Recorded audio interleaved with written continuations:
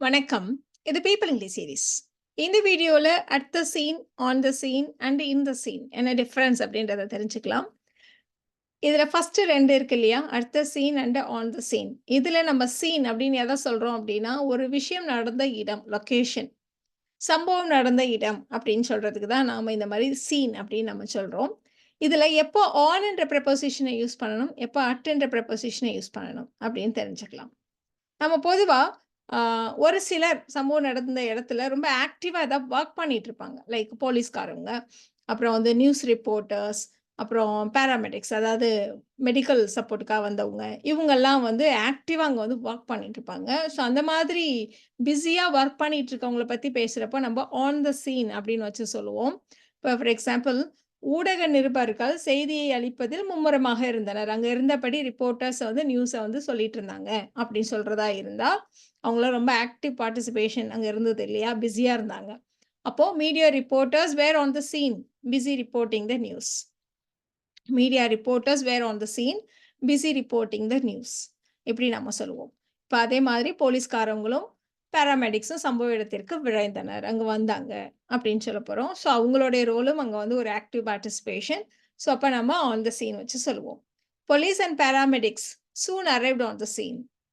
Police and paramedics soon arrived on the scene.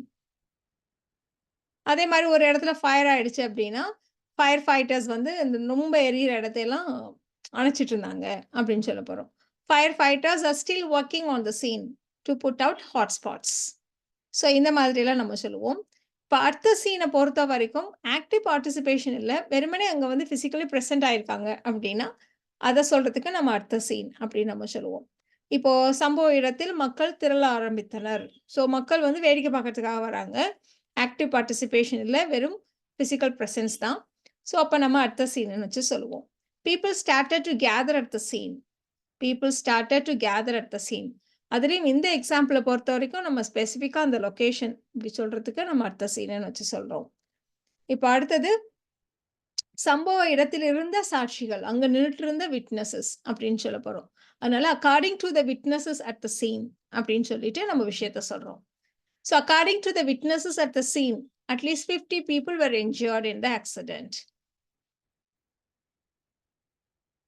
சம்பவம் நடந்த இடத்துல ஒரு மாத்திரை பாட்டில் கண்டுபிடிக்கப்பட்டது.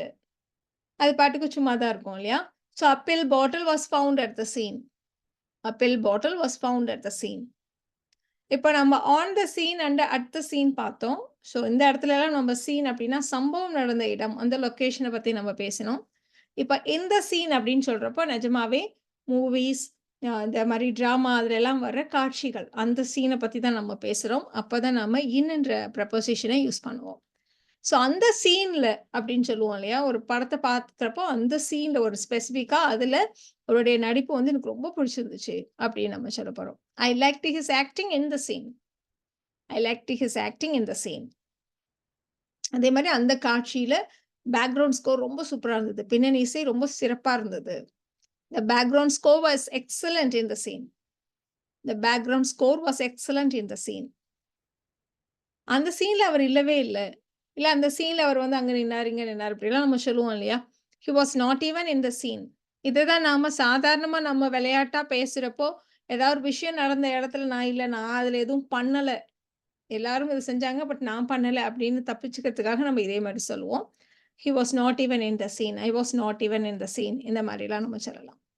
ஸோ இந்த வீடியோல நாம on the scene, at the scene and in the scene என்ன டிஃபரன்ஸ்ன்றத தெரிஞ்சுக்கிட்டோம். இந்த வீடியோ உங்களுக்கு யூஸ்ஃபுல்லா இருக்கும்னு நெனைக்கிறேன். Thank you so much.